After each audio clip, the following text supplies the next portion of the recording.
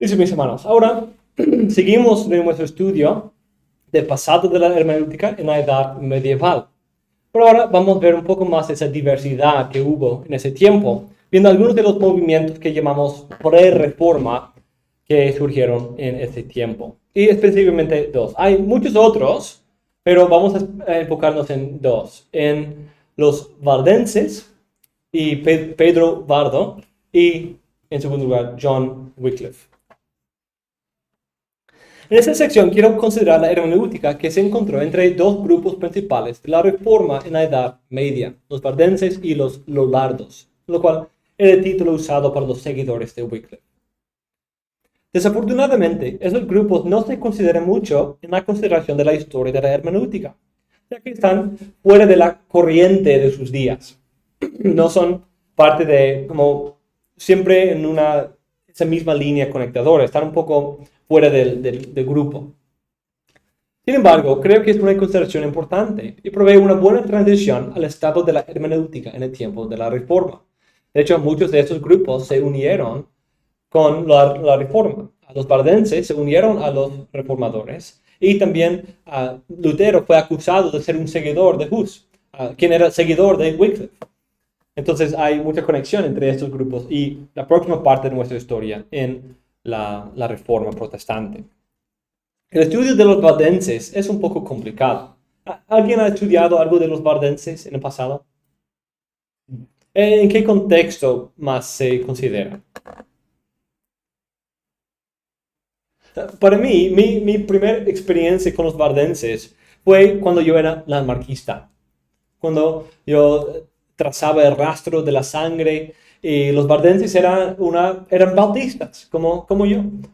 Y esa forma de presentar la historia de los bautistas, que trata de conectar todos esos grupos a través de la Edad Media a Juan el Bautista, que había una sucesión de bautizos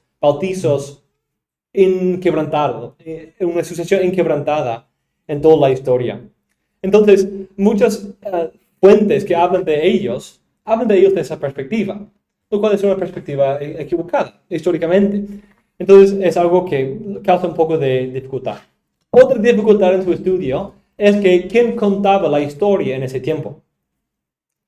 Una realidad es que los que cuentan la historia son los ganadores. No siempre, pero casi siempre. Son los ganadores que cuentan la historia. Por ejemplo, estamos en un museo hablando con los pastores y les pregunté, imagínate cómo se sienten los indígenas cuando decimos cosas como así. Cristóbal Colón descubrió las Américas. Pero, ¿de qué perspectiva se dice eso? De nuestra perspectiva europea, del lado de los europeos. Porque había imperios en las Américas ya hacía 1000 años, cuando llegó Colón. Entonces, parte de cómo se relata la historia, no las descubrió, sino las descubrió para Europa, pero no para el mundo.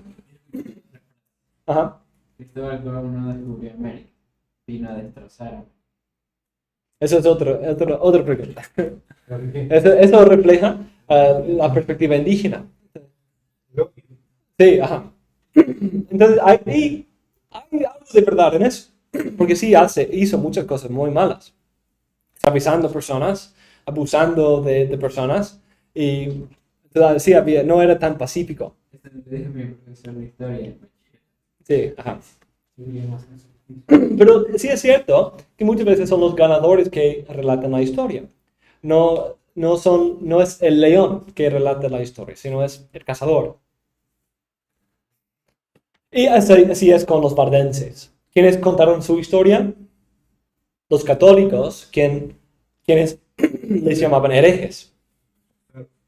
Los rechazaron. Entonces es difícil saber que realmente creían. Con ellos sí hay fuentes primarias, tenemos sus confesiones de fe y cosas así. Pero ahí también fue un grupo que sí siguió por mucho tiempo. Pero muchas de las cosas en su tiempo venían de caracterizaciones falsas, acusaciones falsas de los católicos. Era algo muy común en ese tiempo, simplemente echarle la acusación de haber negado la Trinidad a las personas. Y esa es una buena manera de recibir el odio de todos. Pero es difícil saber si era verdadero o no, porque había muchos factores ahí en esas decisiones. Pedro Eduardo era un hombre rico quien recibió mucha convicción de Dios alrededor de 1075 y buscó en la Biblia qué tenía que hacer para tener una relación con Dios. Y se encontró providencialmente con Mateo 19, la historia del joven rico. ¿Y qué hizo? Hizo mejor que el joven rico y vendió sus cosas y se dedicó a una vida de pobreza y servicio al Señor. Con más madurez, empezó a predicar en las ciudades y a entrenar a otros en la predicación. Fueron un tipo de predicadores itinerarios. Esto fue un tiempo de mucha persecución de grupos ajenos, ya que todos los grupos debieron tener la sanción papal para existir y practicar, y no se permitía esas cosas fuera de la iglesia establecida. En 1179, uno de sus discípulos se fueron a Roma para pedirle al Papa Alejandro III su permiso para existir. Sin embargo, el Papa no confiaba mucho en su profesión de fe y les dijo que podían predicar si el obispo local les permitía. Entonces era un poco abierto, pero ningún obispo local iba a permitirles eso. En 1184, el Papa Lucio III excomulgó al Bardo con sus seguidores, quienes llamaron los pobres de León, los pobres de Dios o los bardenses, los seguidores de Bardo. En 1215 fueron oficialmente excomulgados por el Cuarto Concilio Laterano. Los valdenses tenían varios aspectos de su entendimiento de la Biblia diferente que la iglesia establecida en sus días. Aunque ellos buscaban reformar la iglesia desde el interior, sin salir de la iglesia había sido tan corrompida que terminaron saliendo, de hecho, expulsados de la iglesia. Con un aumento de un énfasis en los sacramentos, con la doctrina de la transubstanciación, que crecía de hecho fue en los años del siglo X y XI que fue más discutido en esa doctrina de la transubstanciación, y fue proclamada como doctrina oficial en 1215. Con esto había una disminución en la enseñanza y predicación en las iglesias. La misa iba aumentando en su importancia y centralidad en los cultos. Había mucha corrupción en el papado y los obispos, y Pedro quería llevar a la iglesia a su pureza original. Con el aumento de la autoridad del papa, aumentaba la corrupción. Con tiempo, empezó a negar varios aspectos de la fe católica: el purgatorio, la transubstanciación y el gobierno del papado. Un profesor dice: uno de los grandes elementos del movimiento Valdés fue su sentido de y compromiso con la autoridad de la palabra de Dios. Su época fue una época en la que la autoridad del Papa y de la Iglesia había superado y oscurecido enormemente de las Escrituras. Era una época en la que la predicación y la enseñanza de la Biblia se dejaba de lado en favor de las pequeñas homilías y el papado. También Waldo contrató a algunos eruditos para traducir la Biblia al idioma popular de las partes de francés y el norte de Italia donde ministraba, el idioma provenzal.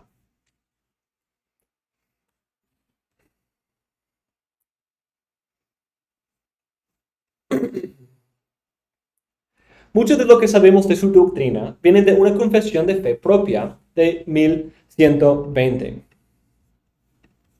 y también las acusaciones de los católicos de su tiempo.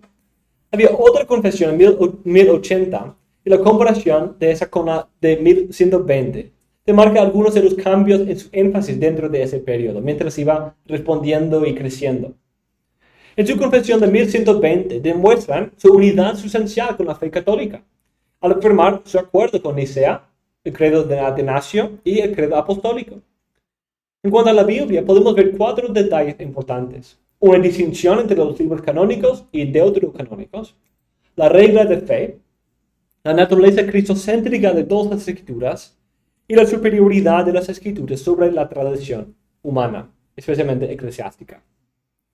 En primer lugar, en algunas versiones de esta confesión, como la tenemos hoy, lista todos los libros de la Biblia que forman su canon. Sin embargo, hace una distinción entre los libros de nuestro Antiguo Testamento y aquellos apócrifos. En cuanto a esos otros, dicen que no son aceptados por los judíos y que ellos siguen el ejemplo de Jerónimo en leerlos para la edificación, pero no como una fuente autoritativa de doctrina. Esto fue importante, ya que eran algunos de esos libros que proveyeron la base para doctrinas del purgatorio y otras cosas que llegaron a ser práctica católica en ese tiempo. En segundo lugar, aunque no comentaron sobre el rol de esta regla en su hermenéutica, en el artículo 4, después de listar todos los libros de su Biblia canónica, dan un resumen de la regla de la fe. Los libros mencionados nos enseñan que hay un Dios, afirmado como un Dios trino en el artículo anterior, todopoderoso, ilimitado en sabiduría e infinito en bondad. Y aunque en su bondad ha hecho todas las cosas,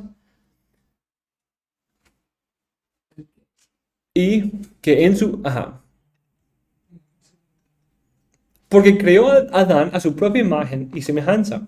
Pero a través de la enemistad del diablo y su propia desobediencia, Adán cayó, el pecado entró en el mundo, y nos convertimos en transgresores en y por Adán. En tercer lugar, la confesión de fe dice que Cristo había sido prometido a los padres que recibieron la ley, con el fin de que, conociendo su pecado por la ley y su injusticia e insuficiencia, pudieran desear la venida de Cristo para satisfacer sus pecados y cumplir la ley en su lugar. Qué interesante esa conexión, muy parecida a la distinción entre la ley y el evangelio que luego Lutero y otros van a hacer. Esa confesión demuestra que el Antiguo Testamento, incluso en sus leyes, tiene una mirada hacia Cristo. Esa afirmación está en línea con muchos otros que afirman que Cristo es el clímax y centro de todas las escrituras. Aquí demuestran una idea hermenéutica importante de ver los fines redentores de la ley de Dios. Y es parecido a esa distinción entre la ley y el evangelio. En cuarto lugar, la confesión de 1120 tiene un contraste fuerte entre las enseñanzas bíblicas y la tradición humana. Aunque no hay una conexión explícita entre una fe basada solamente en la Biblia y la tradición humana, eso claramente es la idea detrás de estas afirmaciones.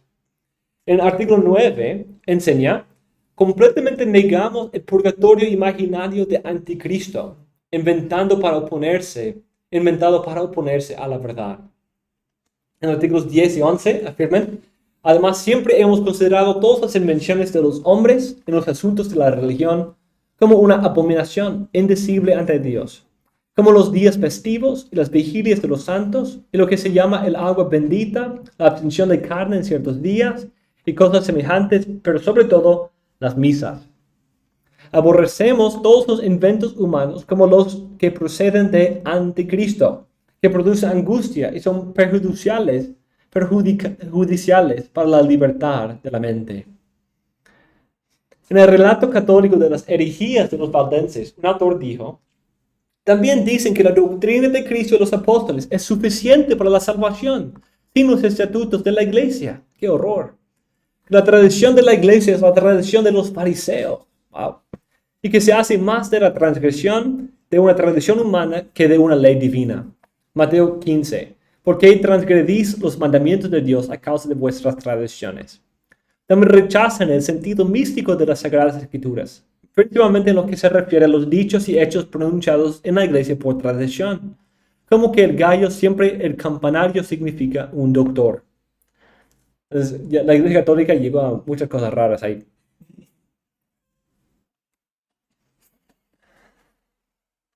Esas afirmaciones nos demuestran un énfasis importante en su teología. Querían regresar a la pureza de la simplicidad cristiana que encontramos en las Escrituras. Querían una iglesia con doctrina y práctica basadas en las Escrituras. Y en la última cita, sí podemos creer que es una representación fiel, porque siempre es difícil cuando es de los opositores. Pero afirma otro aspecto hermenéutico, el rechazo del sentido místico. Sin embargo, ya hemos visto su afirmación de que Cristo se encuentra en todas las Escrituras. Entonces, no es eso lo que están rechazando. Entonces, esa afirmación viene principalmente en el contexto de negar las interpretaciones de la iglesia que fueron usadas para establecer la tradición de la iglesia. Es difícil decir hasta qué punto rechazaron el sentido espiritual, pero por lo menos lo rechazaron cuando fue el argumento para establecer una tradición no claramente enseñada en las otras escrituras, quizás usando la analogía de las escrituras para determinarlo. Incluso podemos ver esas afirmaciones en cómo ellos empezaron a ver el Papa y la Iglesia Católica en una manera conectada con las figuras de Apocalipsis, llamándolos anticristo, lo cual es una forma de interpretación alegórica. Una interpretación que ciertamente la Iglesia Católica hubiera rechazado. En ese sentido, se ven claramente como precursores a las reformas de Wycliffe y la reforma protestante. Como Robert Godfrey dice, Waldo y sus seguidores han sido a veces catalogados entre los precursores de la reforma. Eso es apropiado porque la gran reforma del siglo XVI no fue sin precedentes en la historia. Los reformadores eran santos de los últimos días restaurando una iglesia que había desaparecido de la faz de la tierra. Como los valdenses querían purificar y reformar la iglesia de acuerdo con las escrituras. Hay dos otros aspectos importantes que encontramos en su práctica que nos hablan de su entendimiento de las escrituras. Primero, podemos ver su deseo de tener una vida regida por las escrituras. Podemos ver esto claramente en la vida de Waldo, cuando él donó sus riquezas para obedecer un texto bíblico. Eso, podemos discutir si esto era el mandato para él, pero obviamente es él mismo viviendo la verdad de las escrituras y queriendo regir su vida por las escrituras. Querían también tener un laicado educado. Y por eso él discipulaba y él enseñaba. Se veían como seguidores del ejemplo de los apóstoles, como Pablo, en trabajar en vez de depender de los diezmos y ofrendas de los miembros pobres de la iglesia, en contraste con los mendicantes como los franciscanos y dominicanos. Eso también se ve en otra acusación de parte de los católicos. Y ellos dicen que son la iglesia de Cristo, porque observan tanto la palabra como en obra la doctrina de Cristo, del Evangelio y de los apóstoles. Noten eso. Qué acusación. Espero que un día me acusen de eso. Amén.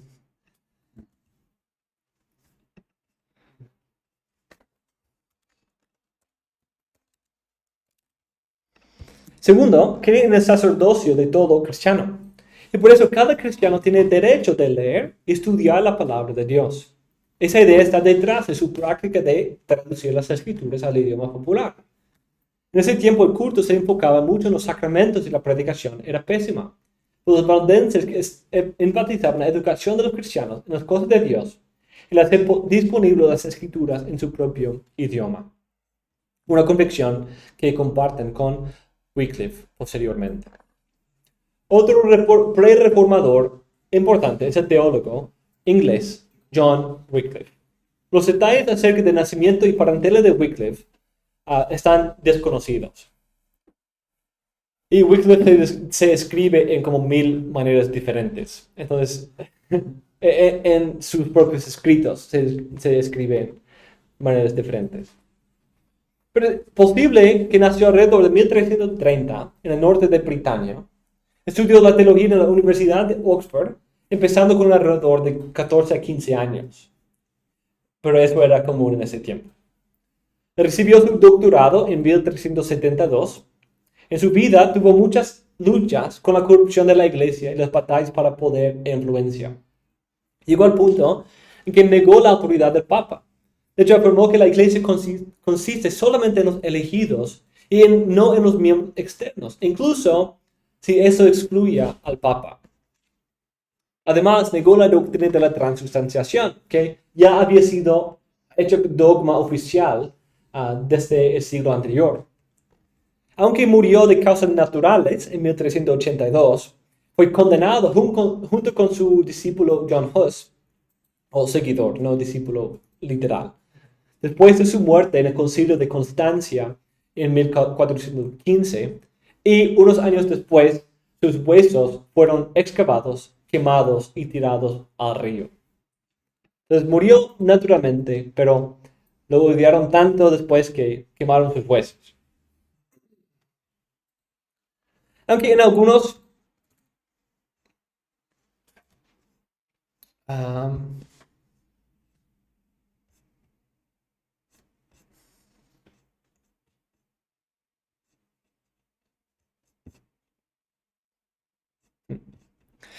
Aunque en algunos aspectos era un hombre de su tiempo, en cuanto a la influencia de la filosofía y Aristóteles, respondió a estas conclusiones de una manera diferente que Aquino. Él enfatizaba la importancia de las escrituras como el estándar de fe y vida para el cristiano, la iglesia y también el ámbito civil. Como él afirmó, la Sagrada Escritura es la autoridad preeminente de cada cristiano y la regla de fe y de cada perfección humana. En algunos aspectos de su hermenéutica se distinguía de los otros escritores de su tiempo. La importancia de que todos los cristianos tengan acceso a las escrituras y que la iglesia no era el intérprete absoluto de las escrituras. Debido a ciertos aspectos de su metafísica, afirmó una conexión íntima entre Cristo y la palabra, hasta una unión, basando en el texto de la Vulgata de Juan 10:35, que dice: la palabra no puede ser anulada, que el Padre santificó y envió al mundo. Entonces noten cómo esa traducción lo trata. La palabra no puede ser anulada, quien el Padre santificó y envió al mundo. Entonces, ¿quién es que se envió? Es la palabra. Entonces, esa traducción parece unir la palabra no anulable y a aquella persona que el Padre envió al mundo. Él dijo: debido a que la Biblia contiene a Cristo, es todo lo necesario para la salvación. Es necesario para todos los hombres, no solo para los sacerdotes. Solo ella es la ley suprema que debe regir la iglesia, el Estado y la vida cristiana, sin tradiciones o estatutos humanos. También vio la verdad de las Escrituras como un reflejo de la verdad eterna en la mente de Dios. Aunque está en conexión con su idea de la predestinación y todo teniendo su existencia eternamente en la mente de Dios, esta afirmación le condujo a una afirmación clara de la inerrancia de las Escrituras. Incluso usó la palabra latina infalibilis.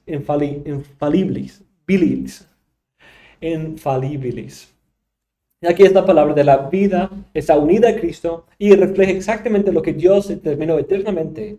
Debe ser inerrante, infalible.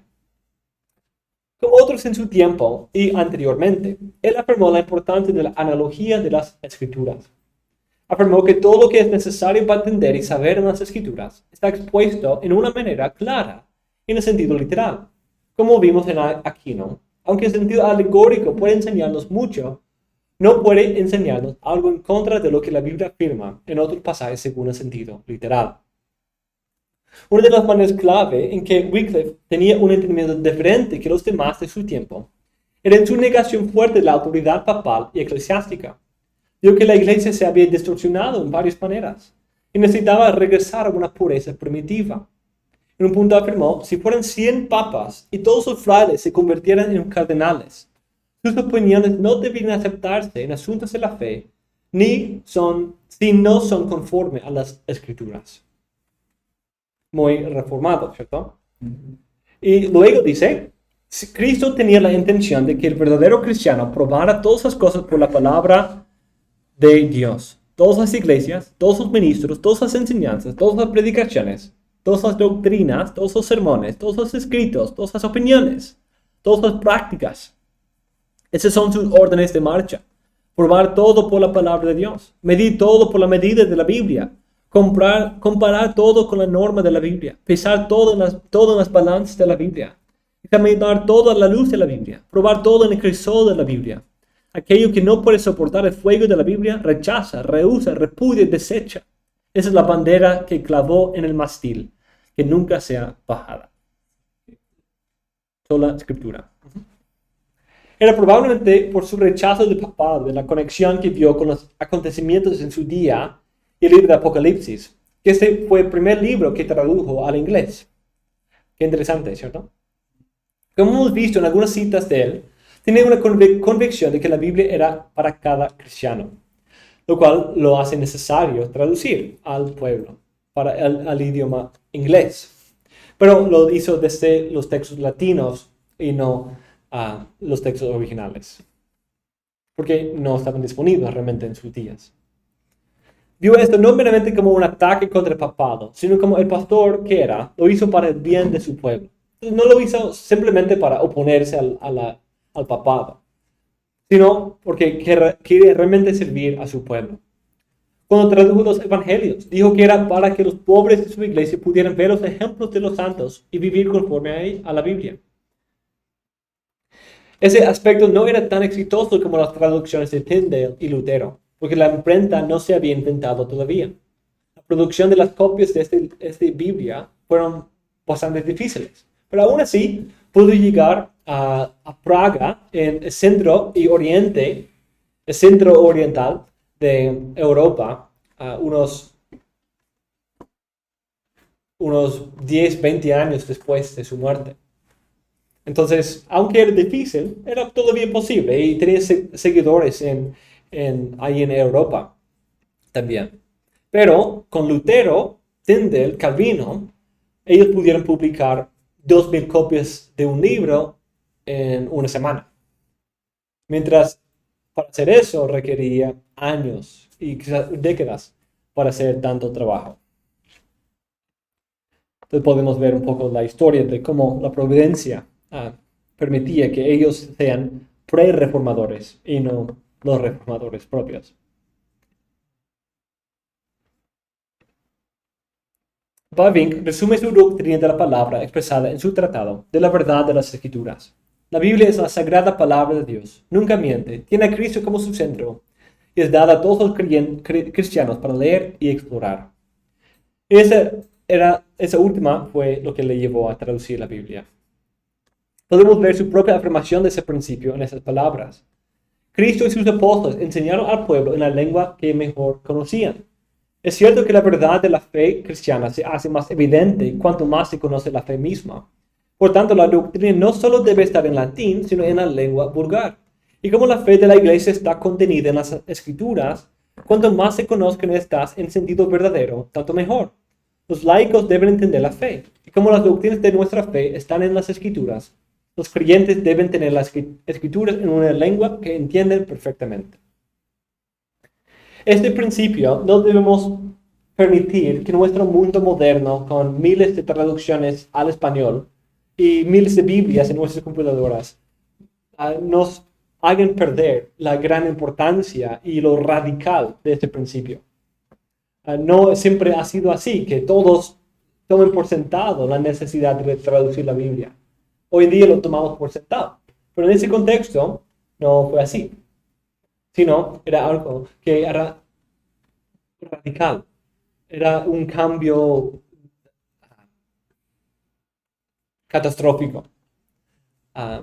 Entonces, era algo que para la iglesia fue catastrófica, porque completamente cambió el mundo. Y ese mismo principio es lo que motivó a Lutero, Tyndale y otros a traducir la Biblia.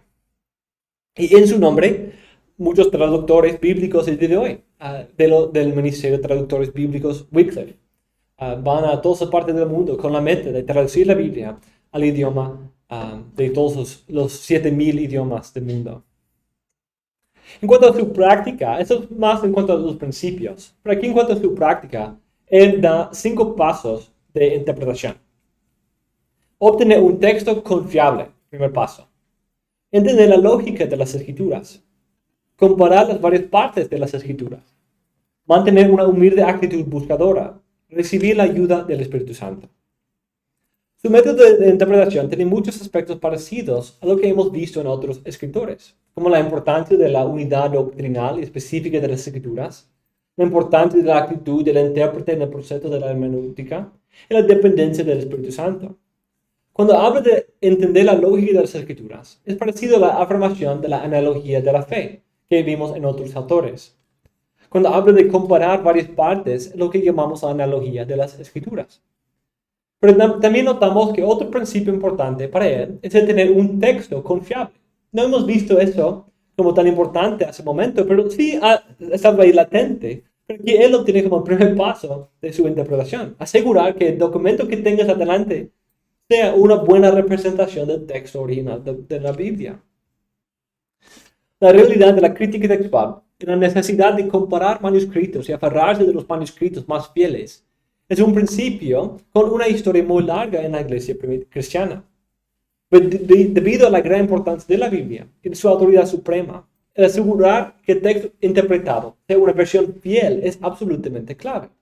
Podemos ver un poco de por qué esa crítica y esa crítica textual y tener un buen texto no era tan necesario en otros autores de la Edad Media. Cuando la interpretación autoritativa viene a través de la tradición, pierde un poco su necesidad, su urgencia en asegurar que yo tenga el texto original. Pero cuando la Biblia es la base, para mí, la base suprema de mi teología, y mi texto está errado, mi texto no es una copia fiel, puedo errar en afirmar como doctrina algo que simplemente es parte de la variación entre los manuscritos. Entonces, por eso es importante tener un texto confiable, según él. También vemos que para ser un buen intérprete de la Biblia, uno tiene que ser humilde, tener un corazón que nunca se conforma con el estado presente de su conocimiento, sino que el intérprete debe siempre seguir buscando aprender más de las Escrituras. Y también debe ser un lector dependiente, quien busca al Espíritu Santo para ser su guía y para iluminar fiel y claramente el texto de las Escrituras. Con su afirmación de la autoridad suprema de la Biblia, rechazo de la autoridad papal y deseo de poner la Biblia en las manos de todos, lo ponen como la estrella matutina de la Reforma. En varios sentidos, los movimientos de pre-reforma nos preparan para la reforma de la hermenéutica que vamos a encontrar en la Reforma protestante. En su rechazo de la tradición apostólica en el Papa, en su afirmación de la claridad de las Escrituras y su necesidad de traducirlas, y en su deseo de tener una vida y fe completamente regidas por las Escrituras. De acuerdo con la Iglesia está de acuerdo con la Biblia. Esos principios veremos también aún más desarrollados, sistematizados y exitosos en la Reforma protestante en la próxima clase.